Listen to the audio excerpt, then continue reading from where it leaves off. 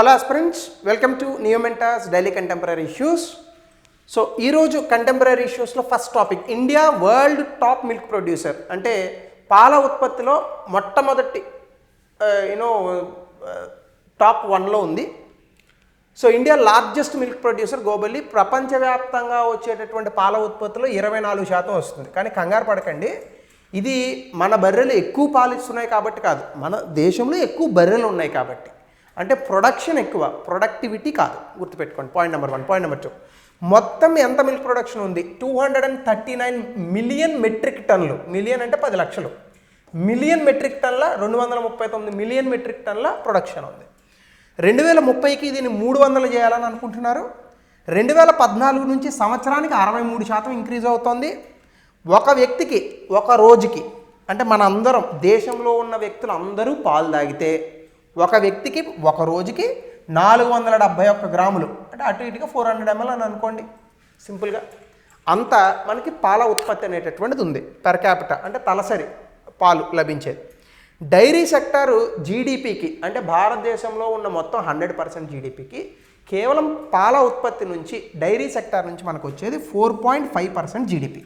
అలాగే it employees 10 crore people, అంటే భారతదేశంలో 10 కోట్ల మందికి ఇది ఉపాధి అవకాశాలను కల్పిస్తోంది. అందులో 75% ఉమెన్ ఉన్నారు. ఎందుకంటే బర్రెల నుంచి, ఆవుల నుంచి పాలు పితికేది మన ఇంటి దగ్గర ఉన్నటువంటి తల్లులు వీళ్ళే కాబట్టి. సో వాళ్ళకి ఎక్కువగా ఎంప్లాయ్మెంట్ ఆపర్చునిటీస్ దొరుకుతున్నాయి.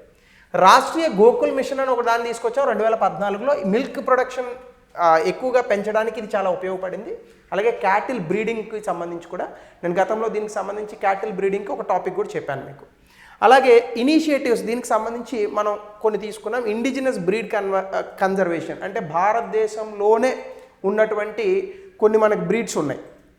ఎస్పెషల్లీ గిర్ ఆవులు ఇట్లాంటివి ఉంటాయి కదా. సో ఇవన్నీ కూడా గిర్, సహివాల్, రెడ్ సింధీ, రాతి, ఈ యొక్క బ్రీడ్స్ని మన దేశంలో చాలా అద్భుతంగా మనం కన్జర్వేషన్ చేస్తున్నాం. అలాగే జెనెటిక్ అప్గ్రేడేషన్, అంటే ఉన్నటువంటి దాంట్లోనే క్వాలిటీ అప్గ్రేడేషన్ కూడా చేస్తున్నాం. అలాగే ఆర్టిఫిషియల్ ఇన్సెమినేషన్, మీ అందరికీ తెలుసు. సో ఆర్టిఫిషియల్గా స్పర్మ్ని సేకరించి సో దాన్ని ఇన్సెమినేట్ చేసి ఈ యొక్క ఆఫ్ స్ప్రింగ్స్ వచ్చేలాగా చేస్తున్నారు. అలాగే డైరీ ఇన్ఫ్రాస్ట్రక్చర్ కూడా చాలా ఇంప్రూవ్ అయింది. ముఖ్యంగా ప్రాసెసింగ్ ఫెసిలిటీ, స్టోరేజ్, ఇవన్నీ అమూల్, హెరిటేజ్, విజయ, ఇప్పుడు డైరీ మిల్క్, డైలీ మనకి ఇస్తున్నాడు సమ్ కంట్రీ డిలైట్, ఇలా. అలాగే ఫార్మర్ వెల్ఫేర్ ప్రోగ్రామ్స్ కూడా, ఫైనాన్షియల్ సపోర్ట్ అండ్ ట్రైనింగ్ కూడా మనం అద్భుతంగా ఇది ఇస్తున్నాం. ఈ కారణాల చేత ఇప్పుడు ఇండియా హైయెస్ట్ మిల్క్ ప్రొడక్షన్లో ఉంది.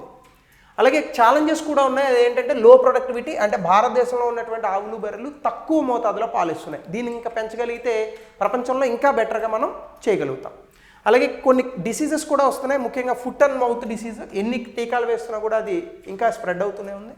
అలాగే క్లైమేట్ చేంజ్, పెరుగుతున్నటువంటి ఉష్ణోగ్రతల కారణంగా కూడా కొంచెం ఈ యొక్క జీవాలు ఏవైతే ఉన్నాయో మనకి క్యాటిల్ కొంత ఇబ్బంది పడుతున్నాయి. కాబట్టి క్లైమేట్ రెసిలియంట్ వచ్చేటటువంటి ఇంకా అడాప్షన్స్ మనం చేసుకోవాల్సి ఉంటుంది. అలాగే స్టోరేజ్ ఇష్యూస్, రిఫ్రిజిరేషన్ లేకపోవడం వల్ల కూడా చాలా వరకు పాలు ఇరిగిపోతుంటాయి. సో అదొక ప్రాబ్లం. అలాగే ప్రైస్ వోల్టాలిటీ, మిల్క్ ప్రైసెస్ ఎప్పుడు మారుతూ ఉంటాయి. మీరు చూడండి, మీరు ఏదైనా పాల ప్యాకెట్ తీసుకున్నారనుకోండి, something like Heritage or something, Amul కానీ, సిటీలో ఒక రేట్ ఉంటుంది, చివరిలో ఒక రేట్ ఉంటుంది. అలాగే ఒక్కొక్కసారి ఫార్మర్స్కి ఇచ్చేటటువంటి రేటు కూడా ఒకసారి 60 రూపాయలు ఇస్తారు, ఒకసారి 80 ఇస్తారు, ఒకసారి 40 రూపాయలు ఇస్తారు. సో ఇవి కూడా కొంత ఇబ్బందులకరంగా ఉన్నాయి. ఫ్యూచర్ గోల్స్ ఏమున్నాయంటే ఆర్టిఫిషియల్ ఇన్సెమినేషన్ కవరేజ్ పెంచాలి, ఇంకా క్యాటిల్ జెనెటిక్స్ని ఇంప్రూవ్ చేయాలి.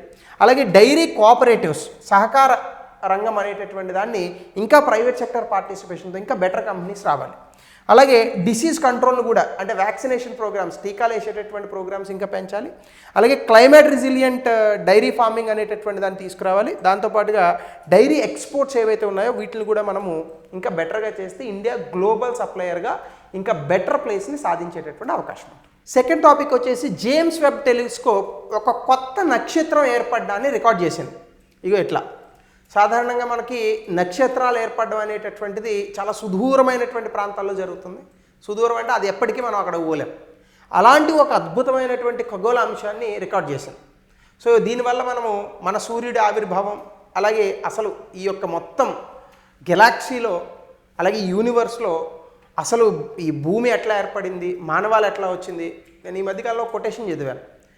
కొన్ని కోట్ల సంవత్సరాలకు, ఒక 4 కోట్ల సంవత్సరాలకి ఎంతకో మొత్తం ఈ భూమి అంతా చచ్చిపోతుంది. ఎందుకంటే సూర్యుడు బాగా పెద్దవాడు అవుతాడు. సో దాని కారణంగా భూమి పైన ఉన్నటువంటి వాతావరణం మొత్తం నశిస్తుంది. స్లోగా సూర్యుడిలో కలిసిపోతాం మనం కూడా.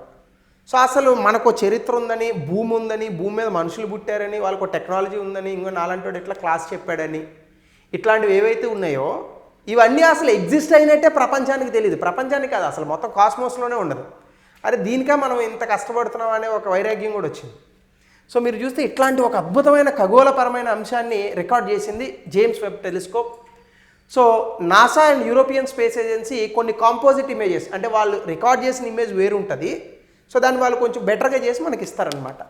Star farming region 625 light years, అంటే ఈ కాంతి సంవత్సరాల దూరంలో ఒక మిల్కీవేలో ఈ యొక్క నక్షత్రం ఏర్పడడం అనేటటువంటి దాన్ని చూశారు. సో దీనికి సంబంధించి జేమ్స్ వెబ్ టెలిస్కోప్ గురించి మీ అందరికీ తెలుసు, 2021లో లాంచ్ అయింది. అది గతంలో హబుల్ టెలిస్కోప్ ఉండేది. ఇన్ఫ్రారెడ్ ఆస్ట్రోనమీలో చాలా స్పెషలైజింగ్ చేశారు దీన్ని. చాలా సుదూరమైనటువంటి ప్రాంతాల్లో ఖగోళ వింతలన్నింటినీ కూడా ఫోటో తీయగలిగినటువంటి అద్భుతమైన సామర్థ్యం కలిగిన telescope. Life cycle of a star, సాధారణంగా మనం ఇది కనుక ఎగ్జామ్లో వస్తుందని అనుకుంటే ఫస్ట్లో అసలు అదొక మబ్బులాగా ఉంటుంది, దాన్ని నెబ్యులా అని అంటారు. ఈ క్లౌడ్ ఆఫ్ గ్యాస్ అంటే చాలా గ్యాసెస్ అన్నీ కూడా దగ్గరకు వచ్చి ఆ మబ్బుల నుంచి ఒక స్టార్ అనేటటువంటిది ఫామ్ అవుతుంది. సాధారణంగా నక్షత్రం ఫామ్ అయ్యేటప్పుడు అందులో 2 ఉంటాయి, హైడ్రోజన్, హీలియం, దాని చుట్టూ ఉన్నటువంటి డస్ట్. ఇది మండడం వల్ల నక్షత్రం తనకు తానుగా కాంతిని వెలువరిస్తూ ఉంటుంది, స్వయం ప్రకాశం కలిగి ఉంటుంది. అలాగే ప్రోటోస్టార్ వస్తుంది, గ్రావిటీ తర్వాత ఏమవుతుందంటే కొలాప్స్ అవుతుంది, ఆ లోపల ఉన్నటువంటి గ్రావిటీ కొలాప్స్ అవుతుంది. దీనివల్ల నెబ్యులా హాట్గా మారి ఆ ప్రోటోస్టార్ డిస్క్ చుట్టూ తిరుగుతుంది. సో అదే మనకి స్టార్ లాగా కనిపిస్తుంది. తర్వాత మెయిన్ సీక్వెన్స్లో ఒక లాంగెస్ట్ ఫేజ్లో ఏమవుతుందంటే స్టార్ ఈ హైడ్రోజన్ని ఫ్యూజ్ చేసుకొని ఫ్యూజన్ రియాక్షన్తో స్టార్ అనేటటువంటిది ఏర్పడుతుంది. ఎగ్జాంపుల్కి మన సన్. అలా అయిన తర్వాతనే ఈ భూమి మీద మానవాళి, మిగతా ఈ గ్రహం మీద ఉన్నటువంటి జీవం ఇదంతా కూడా వచ్చింది. సో తర్వాత ఏమవుతుంది, ఇది పెరుగుతుంది, పెరిగి పెద్దదయ్యి పేలిపోతుంది. ఫర్ ఎగ్జాంపుల్ రెడ్ జైంట్, లో మాస్ స్టార్స్ అంటే తక్కువ బరువు ఉన్నటువంటి స్టార్స్. బరువు అంటే అక్కడ ఉన్నటువంటి మొత్తంగా ఉన్నటువంటి స్పేస్లో అనమాట. సో ఇది రెడ్ జైంట్గా ఎక్స్పాండ్ అవుతుంది. ఎప్పుడు అందులో ఉన్నటువంటి హైడ్రోజన్ మండి డిప్లీట్ అయిపోతుంది కొన్ని సంవత్సరాలకి. సాధారణంగా మన దగ్గర ఉన్న అగ్గిపుల్ల అనుకోండి ఇంత ఉంటుంది కాబట్టి వెంటనే జుయ్ అని మండి ఆరిపోతుంది. అదే మీరు ఎంత అగ్గిపుల్లని తీసుకోండి కాస్త ఎక్కువ మండుతుంది. అలాగే సూర్యుడు అంత అగ్గిపుల్లని తీసుకోండి, ఇంకా ఎక్కువ ఎన్ని సంవత్సరాలు మండుతుంది, కొన్ని కోట్ల సంవత్సరాలు మండుతుంది మన భాషలో. సో ఇలా ఒక రెడ్ జైంట్ లాగా ఎక్స్పాండ్ అయ్యి మనకేమవుతుంది, ఈ లో మాస్ స్టార్ అనేటటువంటిది హైడ్రోజన్ ఉన్నంత కాలం మండుతుంది. తర్వాత అది ఎక్స్పాండ్ అవుతుంది, అంటే జైంట్గా ఉన్నది సూపర్ జైంట్ అవుతుంది. అప్పుడు ఏమవుతుంది, మనకి ఇది సూర్యుడు అనుకోండి, ఇది మెర్క్యూరీ, వీనస్, అర్త్, మార్స్ కదా. ఇప్పుడు ఇలా ఉన్న సూర్యుడు ఏమవుతాడు, రేపొద్దున ఇలా ఎక్స్పాండ్ అవుతాడు. అప్పుడు మెర్క్యూరీ చచ్చిపోతుంది. అప్పుడు భూమి మీద జీవం కూడా చచ్చిపోతుంది. ఎందుకంటే సూర్యుడు ఇంత దగ్గరికి వచ్చాడు అనుకోండి, ఉష్ణోగ్రతలు పెరుగుతాయి, మన దగ్గర ఉన్నటువంటి మొత్తం వాటర్ ఎవాపరేట్ అయిపోతుంది. వాటర్ ఎవాపరేట్ అయితే మనం చచ్చిపోతాం. సో కొన్ని రోజులకి ఏమవుతుంది, సన్ ఇంకా ఎక్స్పాండ్ అయ్యి భూమిని గ్రహిస్తుంది. సో అట్లా సూపర్ జైంట్గా వెళ్తాయి. ఆ తర్వాత ఏమవుతుంది, లోపల ఉన్నటువంటి హెవియర్ మెటల్స్ అన్నిటి కూడా ఫ్యూజ్ అయ్యి సూపర్ జైంట్నెస్ వస్తుంది. ఎండ్ స్టేజ్లో మళ్ళీ లోమా స్టార్స్ ఏవైతే ఉన్నాయో దాని అవుటర్ లేయర్స్ అన్నీ కూడా ఈ అవుటర్ లేయర్స్ని ప్లానిటరీ నెబ్యులాగా వదులుతాయి. అప్పుడు రెడ్ కలర్లో ఉన్నటువంటి స్టారు వైట్ కలర్లోకి మారుతుంది. అందుకే మీకు చూడండి చాలా నక్షత్రాలు వైట్ కలర్లో కనిపిస్తుంటాయి, అది ఈ స్టేజ్లో ఉంటాయి. తర్వాత మ్యాసివ్ స్టార్ అవుతుంది, ఎండ్ ఇన్ సూపర్నోవా, పేలిపోతుంది. సో అది ఏదో న్యూట్రాన్ స్టార్ అన్న అవుతుంది, బ్లాక్ హోల్ అన్న అవుతుంది. న్యూట్రాన్ స్టార్ అవ్వాలంటే 1.4 to 3 సోలార్ మాసెస్ ఉండాలి. బ్లాక్ హోల్ అవ్వాలంటే గ్రేటర్ దెన్ 3 సోలార్ మాసెస్ ఉండాలి. అంటే మన యొక్క సూర్యుడు కృష్ణబిలం బ్లాక్ హోల్ అవ్వాలంటే 3 రెట్లు ఇప్పుడు ఉన్నటువంటి సూర్యుడి కన్నా బరువు ఉండాలి. కాబట్టి సూర్యుడు ఎప్పటికీ కూడా బ్లాక్ హోల్ అవ్వడు. ఇదేంటి మనకి ఇప్పుడు ఉన్నటువంటి సైన్స్కి సంబంధించి. అంటే మన సూర్యుడు ఏమవుతాడు, neutron star 1.4 to 3 solar mass ఉంటే న్యూట్రాన్ స్టార్ అవుతాడు. ఇప్పుడు అంత కూడా ఉండేటటువంటి అవకాశం లేదు, ఎందుకంటే మన సోలార్ మాస్ చాలా చిన్నది. సో కాబట్టి బహుశా పేలిపోయి మాయమైపోతుంది. సో ఈ రకంగా స్టార్స్ ఫార్మేషన్ ఉంటుంది. అలా ఒక స్టార్ ఫామ్ అవ్వడాన్ని కనిపెట్టింది ఈ జేమ్స్ వెబ్ టెలిస్కోప్. ఇంక third point, gold monetisation scheme. మీ అందరికీ తెలుసు, భారతదేశంలో బంగారం అనేటటువంటి దాన్ని స్త్రీలు పురుషులు అందరూ ఇష్టపడుతూ ఉంటారు. భారతదేశం బంగారాన్ని చాలా ఎక్కువగా దిగుమతి చేసుకుంటూ ఉంటుంది. సో దీన్ని ఆపడానికి బంగారం నుంచి వచ్చేటటువంటి ప్రాఫిట్ ఏదైతే ఉందో దాన్ని ప్రజలకు అందించడానికి కూడా గోల్డ్ మానిటైజేషన్ స్కీమ్ అనేటటువంటి ఒక స్కీమ్ని తీసుకొచ్చింది. సో దీని తాలూకా ముఖ్య ఉద్దేశం ఏంటంటే బంగారం తాలూకా దిగుమతులు తగ్గించాలి ఒకటి, అలాగే రెండవది ఐడియల్ గోల్డ్ అంటే ఖాళీగా పడున్నటువంటి గోల్డ్ని ప్రొడక్టివ్ పర్పస్కి వాడాలి. కొంతమంది 2-3 కిలోల బంగారం అలా పక్కన పెట్టుకొని ఉంటారు. సో దీన్ని ప్రొడక్టివ్గా ఎకనామిక్ సిస్టంలోకి తీసుకురావాలి, ఆర్థిక వ్యవస్థలోకి. సో దీనికోసం ఏం చేశారంటే అన్ని షెడ్యూల్డ్ కమర్షియల్ బ్యాంక్స్లోని ఈ గోల్డ్ మానిటైజేషన్ స్కీమ్ని పెట్టారు. ఇదేంటి, మీకు ఉన్నటువంటి గోల్డ్ని పట్టుకుని వెళ్ళి షార్ట్ టర్మ్ బ్యాంక్ డిపాజిట్ కింద మీరు 1 to 3 years పెట్టారనుకోండి గోల్డ్ని, ఈ గోల్డ్ మీద మీకు బ్యాంకు డబ్బులు ఇస్తుంది. సమ్ 2% 3% మీకు వడ్డీ ఇస్తుంది. సో ఈ గోల్డ్ని తనఖా పెట్టుకొని బ్యాంకు లోన్లు తెచ్చుకుంటుంది, ఆ డబ్బులతో వ్యాపారం చేసుకుంటుంది. Something like this. Medium term government deposit అయితే 5 నుంచి 7 సంవత్సరాలు ఉంటుంది. లాంగ్ టర్మ్ డిపాజిట్ అయితేనేమో 12 నుంచి 15 సంవత్సరాలు. దీనికి తగ్గ వడ్డీలు ఇస్తారు. అంటే ఇంట్లో ఖాళీగా పడి ఉన్నటువంటి బంగారాన్ని బ్యాంకుల్లో పెట్టి మీరు వడ్డీని పొందవచ్చు. అదే గోల్డ్ మానిటైజేషన్ స్కీమ్. ఎవడు తీసుకోడు ఇది ఇండియాలో, ఎందుకంటే భారతదేశంలో గోల్డ్ అనేది అసెట్ కాదు, ఇట్స్ ఎన్ ఎమోషన్. గోల్డ్తోనే మనం మంగళసూత్రం చేయించుకుంటాం, అలానే పట్టుకెళ్ళి బ్యాంకులో పెడతారా? ఆడవాళ్ళు ఎప్పుడూ మెడలోనే వేసుకుంటారు. అలాగే బంగారం అనేటటువంటి దాన్ని బంగారంగానే చూస్తారు మన వాళ్ళు. సో దాన్ని బ్యాంకుల్లో తనఖా పెట్టడానికి ఒప్పుకుంటారు, కానీ మానిటైజేషన్ చేయరు. సో ఇట్లా ఈ స్కీమ్ చాలా పెద్ద ఫెయిల్యూర్ అయింది. అందుకే రీసెంట్ అప్డేట్ ఏంటంటే ఈ మధ్యకాలంలో ఈ medium term long term gold deposit స్కీమ్ని డిస్కంటిన్యూ చేసింది. ఎగ్జిస్టింగ్ డిపాజిట్స్ ఏవైతే ఉన్నాయో మెచ్యూరిటీ పీరియడ్ వరకు కూడా కంటిన్యూ అవుతాయి as per the RBI guidelines, ఎందుకంటే ఎవడు పెట్టట్లేదు ఇందులో. సో ఇక 4th టాపిక్ వచ్చేసి వాటర్ హయాసింత్. ఏదో అనుకున్నారు, తెలుగులో దాన్ని గుర్రపు డెక్క అని అంటారు. ఖాళీగా ఎక్కడైనా మీకు వాటర్ అలా ఉంటే అందులో గుర్రపు డెక్క ఎక్కువగా వస్తూ ఉంటారు. సో దీనికి సంబంధించి ఒక thick layer of water hyacinth మూలా రివర్ హోల్కర్ బ్యారేజ్ దగ్గర చాలా ఎక్కువగా వచ్చేసింది. ఇప్పుడు రెసిడెంట్స్ రివర్ పాడవుతుంది అనేటటువంటి ఒక కన్సర్న్ని చూపిస్తున్నారు. ఈ గుర్రపు డెక్క అనేది ఇన్వాజివ్ స్పీషీస్, ఇది ఎక్కడుంటే అక్కడ చాలా ఇబ్బంది. కింద ఉన్నటువంటి మొత్తం అక్కడ ఉన్నటువంటి నది తాలూకా కోర్సు దెబ్బతిండమే కాదు, నది తాలూకా ఎకోసిస్టమ్ కూడా దెబ్బతింటుంది ఎక్కువగా గుర్రపు డెక్క ఉంటే. అందుకే దాన్ని క్లియర్ చేయాలి. వరదలు కూడా వస్తాయి గుర్రపు డెక్క ఉంటే, ఎందుకంటే నది దాని మీద నుంచి పోదు, దానివల్ల వాటర్ పైకి వచ్చేస్తుంది. సో వాటర్ హయాసింత్కి తాలూకా సైంటిఫిక్ నేము ఐక్రోనియా క్రాసిపిస్ అని అంటారు, ప్రొనౌన్సియేషన్ చేంజెస్. నేటివ్ రీజియన్ ఇది ట్రాపికల్ సౌత్ అమెరికాలో పుట్టింది, కానీ చాలా ప్రాంతాలకు చాలా వేగంగా వచ్చేసింది. గ్లోబల్ ప్రెజెన్స్ దాదాపు ఇప్పుడైతే అంటార్కిటికాలో తప్ప అన్ని ప్రాంతాల్లోని కూడా ఈ గుర్రపు డెక్క కనిపిస్తుంది. క్యారెక్టరిస్టిక్స్ ఏంటంటే ఎక్కడైతే మీకు నీరు ఉంటుందో అక్కడ ఇది ఫ్రీ ఫ్లోట్ అవుతూ ఉంటుంది. సో ఇది free floating aquatic plant from pickerelweed family అని అంటారు, అంటే అది ఆ కుటుంబానికి చెందిందనమాట. ఫాస్ట్ గ్రోయింగ్, చాలా వేగంగా ఎదుగుతుంది, మిగతా వాటిని డామినేట్ చేసి ఎదుగుతుంది, అందుకే ఇన్వాసివ్ స్పీషీస్ అని అంటాము. థిక్, చాలా మందంగా ఉంటుంది. అలాగే గ్రీన్ కలర్ లీవ్స్, గుర్రపు డెక్క గురించి మీకు చెప్పేటటువంటి అవసరం లేదు. సో లావెండర్ వైలెట్ ఫ్లవర్స్ ఉంటాయి, ఎల్లో స్పాట్స్ ఉంటాయి దాని మీద. పిల్లలు చాలామంది అదేదో థిక్ లేయర్ అనుకుని అడుగుపెట్టి మునిగిపోయి చనిపోయినటువంటి వ్యక్తులు కూడా ఉన్నారు. నాకు తెలుసు హైదరాబాద్లో రాయదుర్గం అనే చెరువు ఉంటుంది, అక్కడ గుర్రపు డెక్క ఫామ్ అయితే అందులో పిల్లోడు పాపం దిగి చనిపోయాడు. సో ఇట్లాంటివి జరుగుతూ ఉంటాయి అనమాట. సో దీని గురించి న్యూస్లో వచ్చింది మనకి. దీనివల్ల ఎన్వైర్మెంటల్ ఇంపాక్ట్ ఏంటంటే వాటర్ క్వాలిటీ తగ్గుతుంది, దీనివల్ల వాటర్ ఫ్లో మారుతుంది. అలాగే నేటివ్ ఆక్వాటిక్ యానిమల్స్, అంటే అప్పటి వరకు కూడా ఆ ప్రాంతంలో నీటిలో ఉన్నటువంటి ప్లాంట్స్ ఏవైతే ఉన్నాయో అవన్నీ కూడా మరణిస్తాయి. అలాగే ఇరిగేషన్ సిస్టమ్స్ని ఇది బ్లాక్ చేస్తుంది, అంటే నీటిపారుదల సౌకర్యాలు మొత్తంగా ఆపుతుంది ఇది. అది ఇంట్రడక్షన్ ఇండియాలో బ్రిటిష్ వాళ్ళు ఆర్నమెంటల్ ప్లాంట్ అంటే ఇళ్లల్లో పెట్టుకోవడానికి అది తెచ్చారు. దీన్ని పట్టుకెళ్ళి ఎవడో నదిలో వేసాడు, కాలువల్లో వేసాడు. సో దీనివల్ల గుర్రపు డెక్క వచ్చింది, బ్రిటిష్ వాళ్ళు తీసుకొచ్చినటువంటిది ఇది కూడా. సో వాటర్ హయాసింత్ వల్ల కొన్ని యూజెస్ కూడా ఉన్నాయి. దీన్ని బయోఫర్టిలైజర్గా వాడచ్చు, దీన్ని ఎస్థెటిక్ వాల్యూ, కొంతమంది ఇళ్లలో మనీ ప్లాంట్ రూపంలో కూడా దీన్ని చూస్తూ ఉంటాం మనం. మనీ ప్లాంట్ వేరు, బట్ గుర్రపు డెక్కను కూడా పెడతారు. అలాగే హ్యాండీక్రాఫ్ట్స్లో కూడా దాని స్టెమ్స్ని వాడతారు, హ్యాండ్ బ్యాగ్స్కి వీటికి యూజ్ చేయడానికి, బాస్కెట్స్ ఇట్లాంటివి చేయడానికి వాడతారు. అలాగే పైతో రెమిడియేషన్ అని ఉంటుంది, అంటే టాక్సిక్ సబ్స్టెన్సెస్ని వాటర్లోంచి తీసేసి హెవీ మెటల్స్ని వాటర్లోంచి తీయడానికి కూడా ఇది ఉపయోగపడుతుంది. కానీ చాలా సందర్భాల్లో నీటి కోర్సుని కూడా అడ్డుకుంటుంది. దీనివల్ల పాజిటివ్స్ నెగిటివ్స్ రెండు ఉన్నాయి, నెగిటివ్సే ఎక్కువ. సో దీన్ని వేసేసి మళ్ళీ తీసేయాలి క్రేన్ల సహాయంతో, అప్పుడు వాటర్ ప్యూరిఫై కూడా అవుతుంది. సో ఆ రకంగా మనం దీన్ని చూడొచ్చు. ఇంక 5th టాపిక్ ఈరోజు BEAM 3.0 యాప్. ఈ BEAM 3.0 యాప్ అనేది మీకు తెలిసిందే, 15+ లాంగ్వేజెస్లోకి దీన్ని ఎక్స్పాండ్ చేస్తున్నారు. ఇది ఇప్పుడు ఎక్స్పెన్సెస్ని ఈజీగా ట్రాకిల్ చేయగలుగుతుంది, అంటే మనం సాధారణంగా యూపీఐ అని అంటాం కదా, సో అలాంటి యాప్. సో లో ఇంటర్నెట్ ఏరియాస్లో కూడా ట్రాన్సాక్షన్స్ తక్కువ ఇంటర్నెట్లో జరిగేటట్టుగా దీన్ని బెటర్గా బిల్డ్ చేస్తున్నారు. అలాగే ఇందులో టాస్క్ అసిస్టెంట్ అని ఒకటి పెడుతున్నారు. ఇదేంటంటే బిల్స్, మీకు యూపీఐ లైట్, తక్కువ బ్యాలెన్స్, ఇవన్నీ కూడా అలర్ట్స్ వస్తాయి అన్నమాట ఆ రకంగా. అలాగే భీమ్ వెగా అంటే in app payments with merchant platform, అంటే B2B ట్రాన్సాక్షన్స్కి వీటికి ఈ యొక్క భీమ్ వెగా అనేటటువంటి దాన్ని కూడా తీసుకొచ్చారు. ఇది మనకి ప్రిలిమినరీ ఎగ్జామ్లో అడిగే అవకాశం ఉంది. ఇంక 6th topic international unborn child day, అంటే పుట్టనటువంటి వ్యక్తులకు కూడా మనము హక్కులు ఇస్తాం. దానికి సంబంధించి ఒక రోజును జరుపుకుంటారు. అదే March 25 ప్రపంచవ్యాప్తంగా.